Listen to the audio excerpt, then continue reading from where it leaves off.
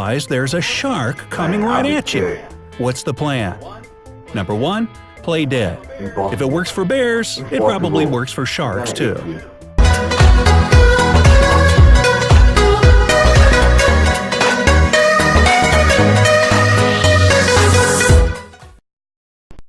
What's up, everybody? Welcome to my YouTube channel, Bros Entertainment.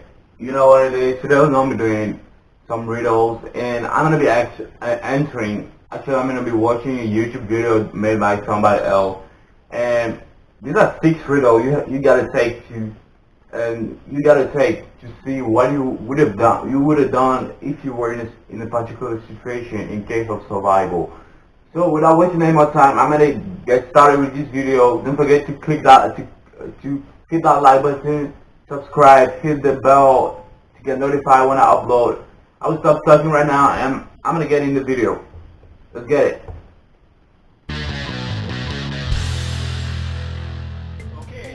Okay, listen up. 6 riddles you have to solve to stay alive.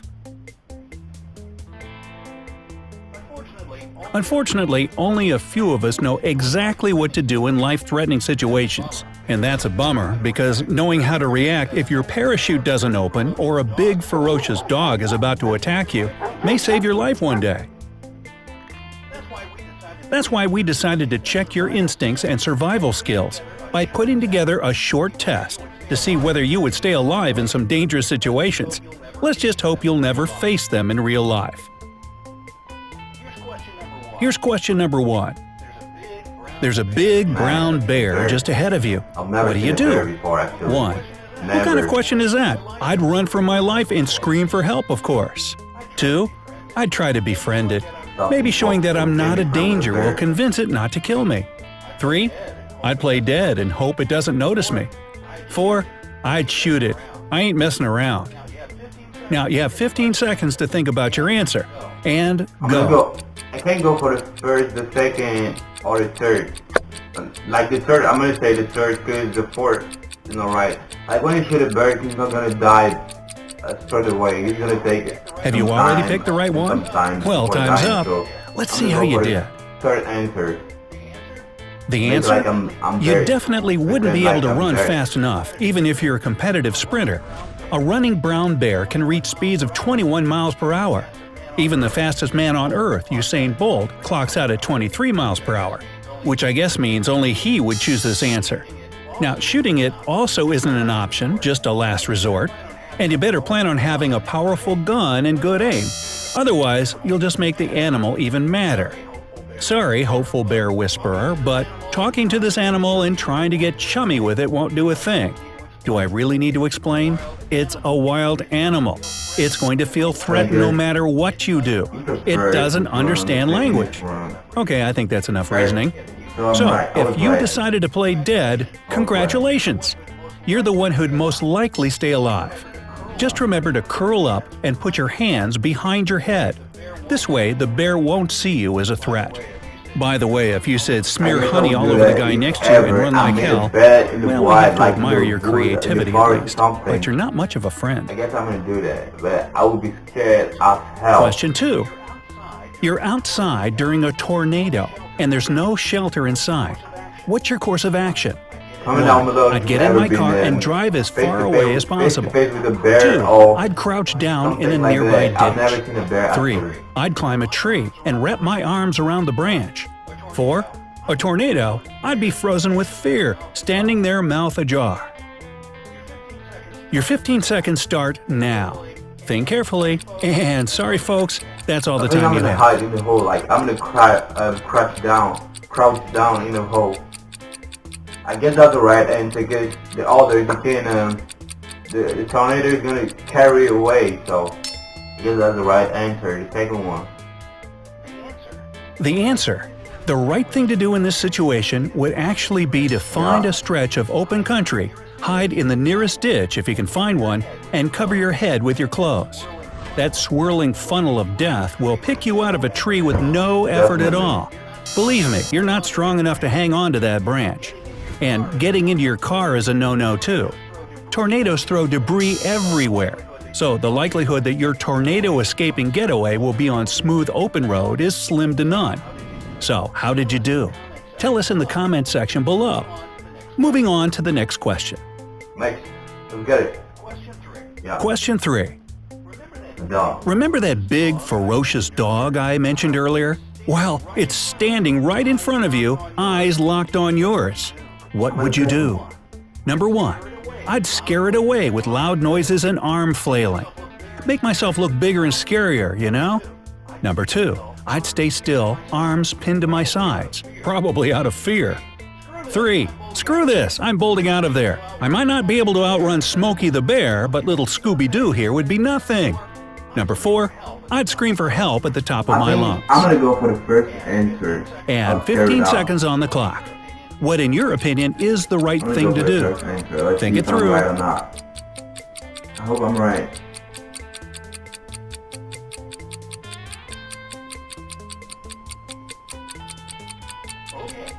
Okay, let's find out what the answer is. The answer? I know it's easier said than done, but the main thing here is to stay cool, calm, and collected, I'm wrong, and guys. don't wet your I'll pants.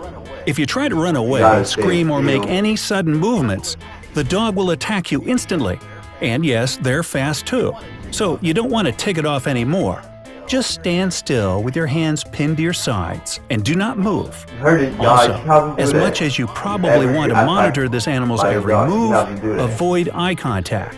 This way, there's a chance that everything will turn out in your favor. Question 4. You're swimming in the sea and suddenly realize there's a shark coming right at you. What's the plan?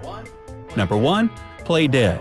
If it works for bears, it probably works for sharks too. Number 2. I'd beeline for the shore and pray that I swim faster than it does. Number 3. I'd stare it right in the eye and punch it in the nose if I have to. What can I say? I'm the ultimate badass. Number 4. I'd get around to its back and hang on to its fin. It can't get me if I'm piggybacking it. Now, that's a hardcore situation, isn't it? Here's your 15 seconds. So many possible choices.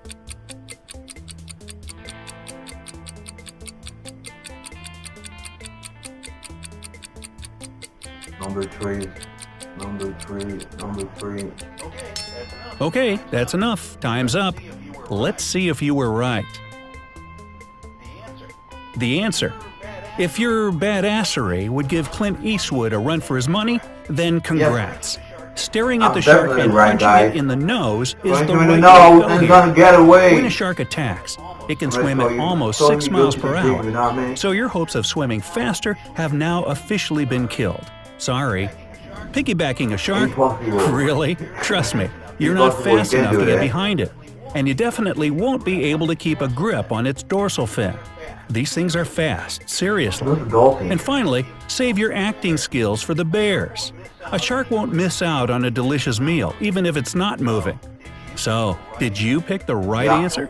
If not, don't worry. We have 2 more questions for you to redeem yourself.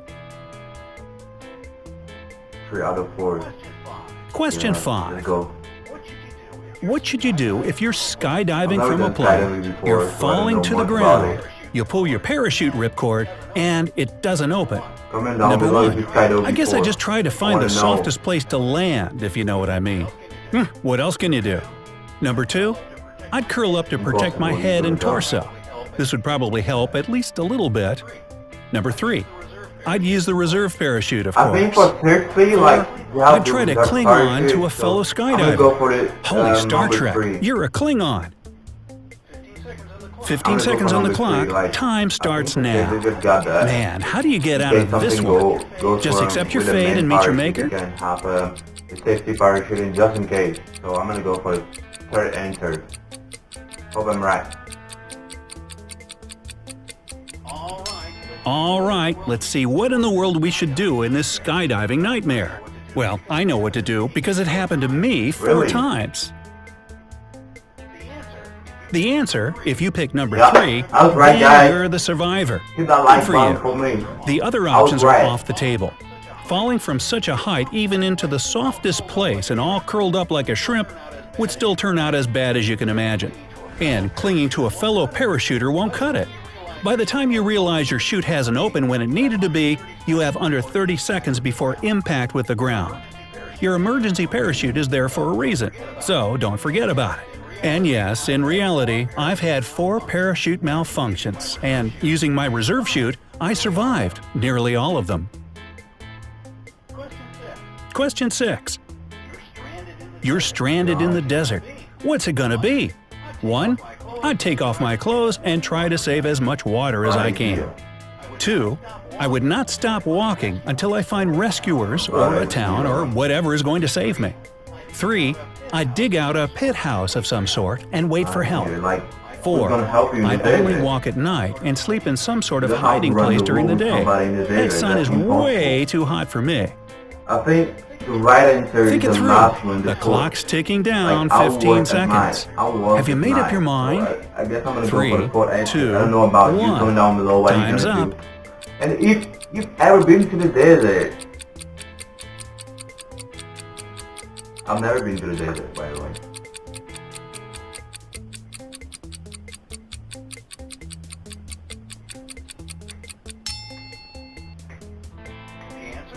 The answer?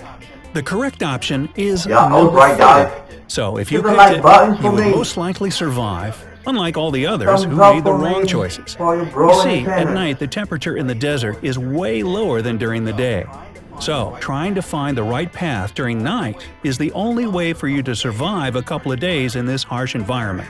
No matter how much you try to save your water, you'd still run out of it because in the heat of the desert, you'd feel constant thirst. Walking without stopping will exhaust you faster than you think, and definitely wouldn't help since you have no idea where you're going. Duh! And waiting for help without doing anything is pointless as well. No dugout would save you from the heat. So, are you a survivor or not? Don't jump, pardon the pun, to conclusions just yet. So yes guys, that was it. Thanks for watching. Thank you for supporting me. I just lost 2 subscribers. I am so disappointed of, I would say of me, like, I don't know why, but I would say of me, because you know, it's your fault. They were not interested by my videos. Yeah, I guess they're gone. And I hope 2 subscribers are gone. I hope, like, literally, I hope, like, 2 are gone, 1,000, why not a million may come soon. And thanks for watching. Comment down below what, if you want me to do this video once more with another YouTuber's video. I appreciate what you do for me. Thanks for the support. And thanks for watching this video. Subscribe, like the video. I'm gonna see you on my next one. Peace out.